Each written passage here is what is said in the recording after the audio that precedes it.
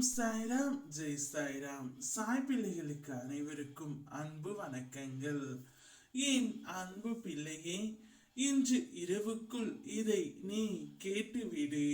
நாளையே வியாழனில் சுப செய்தி ஒன்று உன்னை தேடி வரப்போகின்றது. பிராப்தம் இருந்தால் நிச்சயம் உன் கண்ணில் படும். இனி உன்னுடைய வாழ்க்கையில் நல்ல செய்தி ஒன்று உன்னை தேடி வரப்போகின்றது. உன்னுடைய வாழ்க்கையில் அற்புதமான ஒன்று நடக்க போகின்றது. நான் வாக்கு மீற மாட்டேன். பொறுமையுடனும் நம்பிக்கையுடனும் காத்திரு. நான் உனக்கு அமைத்து தருகின்றேன். உனது இரக்க குணம், பிறருக்கு உதவ வேண்டும் என்கின்ற உன்னதமான மனோபாவம், இந்த நிலைமையிலும் பிறர் கஷ்டப்படுவதை காண சகியாத மனம் இருக்கும் இடத்திற்கு உண்மையான விசுவாசத்துடன் நடந்து கொள்ள வேண்டும் என்று நீதியையும் நேர்மையையும் நிலை நாட்டி நிற்கின்றாய்.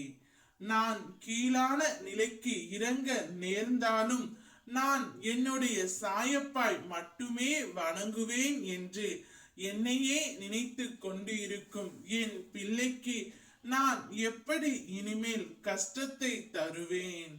உன்னை போன்ற நல்லவர்கள் இப்படித்தான் புலம்புகின்றன. இது இன்றோ நேற்றோ தொடங்கி நடந்து வருகின்ற விஷயம் அல்ல. காலம் காலமாக நல்லவர்கள் புலம்புவது தொடர் கதைதான். நல்லவர்கள் தங்கள் எஞ்சி உள்ள கர்ம வினைகளையும் தீர்த்துவிட்டு முற்றிலும் சந்தோஷத்தை பெறுவதற்கு கஷ்டத்தை அனுபவிக்கிறார்கள்.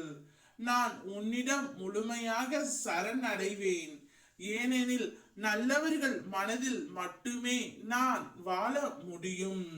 கெட்டவர்கள் மனதில் எனக்கு இடமேது? இப்படி உன்னை கஷ்டப்படுத்தி நான் வாழ்வதால் என்ன பலன் என்று நீ நினைக்கலாம். நான் உன்னை பக்குவப்படுத்தி பெருமைப்படுவதற்கு இதை உனக்கு வர பிரசாதமாக கொடுத்திருக்கின்றேன்.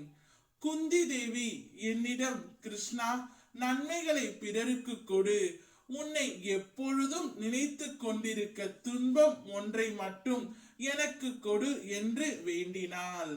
குந்தி கெட்டு போனாளா? அவளது பிள்ளைகளால் தர்மம் தலைக்கவில்லையா? எந்த சூழ்நிலையிலும் மக்கள் மதிக்கின்ற தாய் என்ற சிறப்பு அவனுக்கு கிடைக்கவில்லையா? அது போலத்தான் உன்னுடைய தகுதிக்கும் தாங்கும் சக்திக்கு ஏற்பத்தான் கஷ்டத்தை நான் தருகின்றேன். இதை உன்னால் சமாளிக்க முடியும். சோர்வு எதற்கு? அது உன்னை பலவீனப்படுத்தி சிந்தனையை முடக்கும், செயலை குறைக்கும், மந்த புத்தியை உண்டாக்கும். இதற்காகவா நான் கஷ்டத்தை கொடுத்தேன்? இந்த நேரத்தில் நீ வேகமாக செயல்பட வேண்டும். உனக்கு ஏற்பட்ட துயரங்கள் அனைத்தும் விலகிவிடும். நம்பிக்கை மட்டும் கைவிடாதே. அனைத்தும் விரைவில் மாறப்போகின்றது. நாளையே சுப செய்தியை தேடி வரப்போகின்றது. அது சந்தோஷத்தில் கேட்டு நீ துள்ளி குதிக்க போகின்றாய். பிராப்தம் இருந்தால் நிச்சயம் பார்த்துவிடு. அனைத்தும் நல்லதாகவே நடக்கும். ஓம் சாய்ராம்.